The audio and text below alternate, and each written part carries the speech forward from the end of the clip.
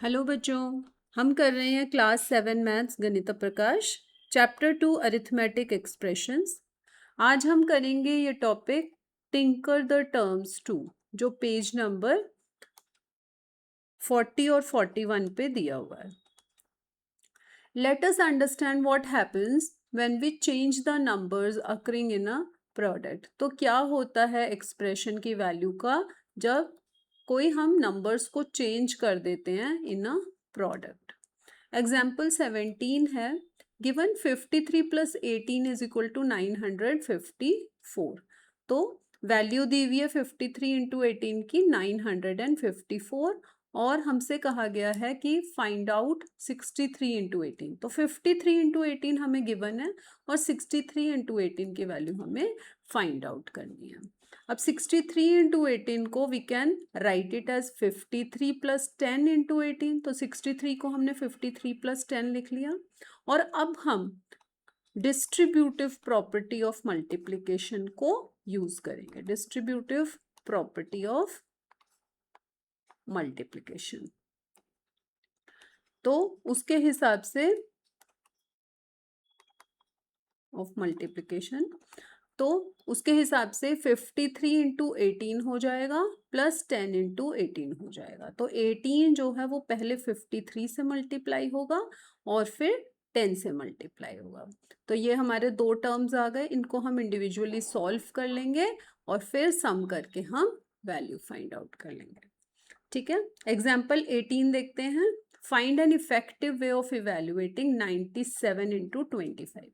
तो 97 इंटू 25 की जगह 97 को हम 100 माइनस 3 लिख सकते हैं, और अगेन हम डिस्ट्रीब्यूटिव प्रॉपर्टी जो है उसको यूज करेंगे और इसको कर लेंगे 100 माइनस 3 इंटू 25 की जगह हम लिख लेंगे 100 इंटू 25 माइनस 3 इंटू 25। अब इसकी वैल्यू निकालना आसान है। 100 इंटू 25 हो गया आपका 2500 minus 75।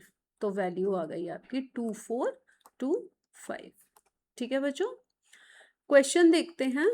Use the method to find the following products. तो पहला वाला है 95 इंटू 8। तो 95 इंटू 8 को हम रीराइट कर सकते हैं 95 को एज 100 माइनस 5 इंटू 8। ठीक है, अब इसको हम डिस्ट्रीब्यूटिव लगा के खोल लेंगे। 8 will first get multiplied with 100, 8 into 100 minus 8 into 5। तो 8 दोनों के साथ मल्टीप्लाई होगा, आंसर आ जाएगा 800 माइनस 40, तो आपका आ गया 760। ठीक है, अब इसी का बी पार्ट देखते हैं। 104 मल्टीप्लाई बाय 15, तो 100 को हम लिख सकते हैं 100 प्लस 4 इंटू 15। तो जो डिस्ट्रीब्यूटिव प्रॉपर्टी ऑफ मल्टीप्लिकेशन होती है, ये ओवर एडिशन भी होती है और ओवर सब्ट्रैक्शन भी होती है। ए पार्ट में हमने देखा, हमने ये ओवर सब्ट्रैक्शन करी थी, ठीक है ना, 100 माइनस 5 किया था, और यहाँ पे हमने 100 प्लस 4 कर लिया। तो 15 मल्टीप्लाई बाय 100 करेंगे और प्लस 15 मल्टीप्लाई बाय 4 हो जाएगा। तो यहाँ पे आ जाएगा ये 1500 और प्लस 15 इंटू 4 60। तो आपकी वैल्यू आ गई 1560। ठीक है, तो ये प्रोडक्ट निकालने में एक ईजियर तरीका है। सी पार्ट देखते हैं। 49 इंटू 50, तो 49 को हम लिख सकते हैं 50 माइनस 1 इंटू 50। अब इसे डिस्ट्रीब्यूटिव लगा के हम एक्सपैंड कर लेंगे, तो 50 इंटू 50 माइनस 50 इंटू 1। तो ये बन जाएगा 2500 माइनस 50, तो आपका वैल्यू आ जाएगी 2450। ठीक है, is this quicker than multiplication procedure you generally use? Of course yes, it is quicker to find out this way. तो हम लिख देंगे is it quicker? Yes, it is quicker. Which other products might be quicker to find out like the ones above? तो और कौन से products हम quickly find out कर सकते हैं? तो बहुत सारे कर सकते हैं। Let's see a few examples जिनमें हम कर पाएंगे।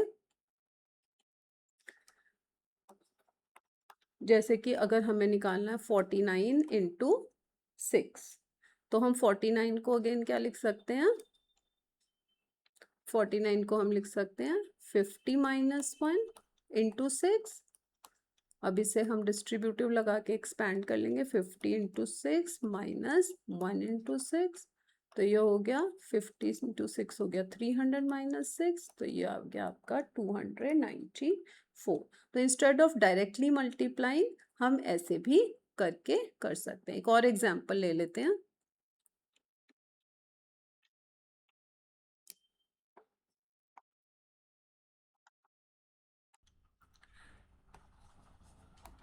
जैसे कि हमारे पास है 111 इंटू 12 करना है। 111 को आप क्या कर सकते हैं, 100 प्लस 11 कर दो इंटू 12 कर दो, तो ये आपका हो जाएगा 12 इंटू 100 प्लस 12 इंटू 11, तो ये बन गया 1200 और प्लस 12 इंटू 11 हो जाएगा 132।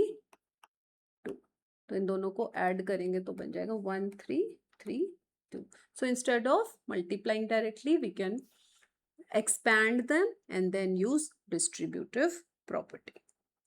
ठीक है, आई होप आज का ये टॉपिक टिंकर द टर्म्स आपको अच्छे से समझ आ गया होगा। इसके एग्जाम्पल्स कर लिए होंगे आपने साथ साथ। अगर आपको समझ आ गया है तो कमेंट करके मुझे बताएं, अंडरस्टूड लिखकर भेजें, वीडियो को लाइक और शेयर करें। और क्लास 7 मैथ्स की अगर पूरी तैयारी ऐसे ही आसान तरीके से मेरे साथ करना चाहते हैं तो मैथ्स मैम अकेडमी चैनल को सब्सक्राइब करें और बेल आइकन को प्रेस करें। मिलते हैं बच्चों अगले वीडियो में। Bye, take care.